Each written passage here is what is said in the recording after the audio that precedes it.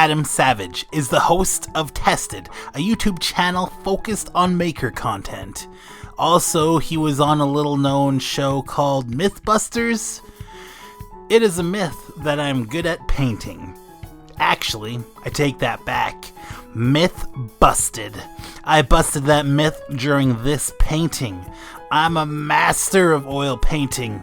I know it's only my 43rd portrait, but recently I broke on through to another level of artist.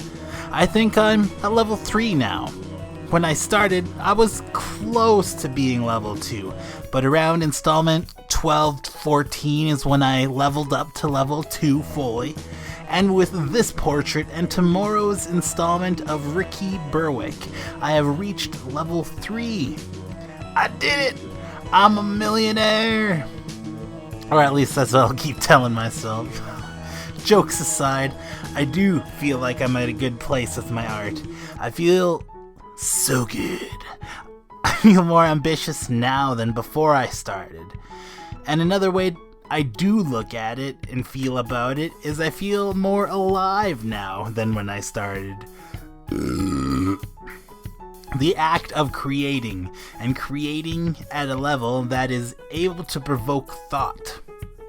Maybe not entirely with these portraits, but with the bigger art I am planning, I'm going to be skipping vanity entirely. And I'm going to install shock and morose. Though I love painting with orange and brightness, I will be using mostly blue. And the scale of the piece is a part of the message I will be trying to embed in the viewer. I feel like this piece is grown out of frustration of this project. When it comes down to writing the script, I'd feel like I let down the algorithm here on YouTube. Longer content is king, and my early GP paints you would average 2 minutes. I'm now making a conscious effort to make these time lapses longer, with an effort to have all these installments with the goal of being around 10 minutes by the time I do the 51st portrait. It's going to involve a couple music changes in each time lapse, and more effort in the writing phase. A little more effort when it comes to recording and editing, but it is feasible. I'm just gonna spitball some ideas.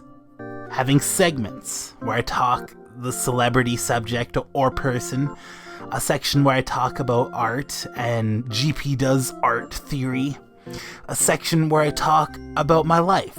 That'll be a short one, as I don't have a life. This is the best part of my life. My niece and my sister and brother-in-law are a big part of it too. I might make a segment where I talk about what I'm painting tomorrow, a section where the subject of the painting means to me. Let's try that right now. Adam Savage was, of course, the hilarious TV personality on the Discovery show Mythbusters, and I love that show. And I think Adam is the best part. And when I think back of the show, I think about the quip from the intro. I reject your reality and substitute my own. And the absurdity of some of the myths that were tested. I would argue that some of the myths were not myths. They were idioms, such as polish a turd. It's not whether you can, it's that you shouldn't. Because at the end of the day, you're just gonna have a shiny piece of shit. But then again, I can't argue against the fact that it often made great and often historic television. I have this vivid memory when they were doing a golf myth, finding out the success percentage of hitting a ball through a tree. And the cutaway to keep you hooked past the commercial break was them setting off C4 dynamite in the golf course. It was a different myth about Caddyshack, but I was like, really? How do they weave explosives into this story? Long-time viewers to my portrait paintings will realize I'm using a much more energetic reference photo, and I would argue that many of my past portraits were boring. But I think it was necessary to help learn how to focus on mixing colors and blocking out the face. I have learned lots, and I am now interested in creating more expressive images. I took this reference from a tested YouTube video where Adam was telling a story of when he saw a face of pure joy in his co-host Janie Heinemann's face. When I saw this face of Adam, I saw shock. When I decided to paint Adam, I had recently watched that YouTube video and decided to use that expression. Adam's name is 6th on my list of potential faces to paint I wrote up after episode 12. I have not been painting the list in order, obviously. I'll often not know who I'm painting until 20 minutes before I'm painting. The list is not set in stone, and I'll paint people not on the list. When I get to a point, I'm guessing around the 80th portrait, I'll have to decide who I'm going to skip in the series of 100. I already have 10 set aside for my self-portraits. The list of people is getting smaller every painting. This installment of GP Paints You is dedicated to all makers and creators. I am moved on the inside by humans creating on a large scale, like architecture, or on a small scale, like maintenance, to the in-between. Artistry is in the soul, and my heart goes out to the people who are told that their art sucks, or it fails. Like, how could you fail at art?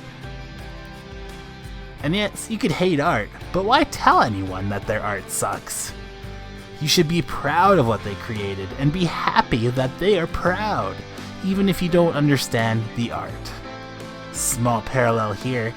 Same with the people's auras, the essence of who they are. It should never affect you if a person is attracted to the wrong person in your mind, or their gender or sexual preference. Like the art, you should enjoy people like they're their own masterpieces, and you should cherish the time you get or have spent together. Life can be fragile. Art is fragile. If you wanted, you could destroy a painting easy. Cut it with a knife. Paint over it. Keep it in a very humid environment and induce mold and rot. But I would argue that art should be cherished and preserved for future generations to enjoy. And I often think about my YouTube legacy like that. These videos and my art portrayed here may be the biggest one I have to offer. Who knows where any of my art may hang one day? And that is not a concern to me. The biggest thrill I could imagine right now would be if Adam Savage loved this painting enough and offered to buy it, and it would hang in his workspace, or museum he has in his tested workspace. But I guess I would like to see some of my art hang in a big art gallery one day. One that would charge an arm and a leg for the art and take 40% of the sale. I feel like I'm crawling towards that goal. And maybe these 100 portraits together may be worthy, but I'm still 57 portraits away from that goal at this point. Then, I would like to wait several months for the art to cure the oil paint, so I could add a varnish to the portraits before an exhibition.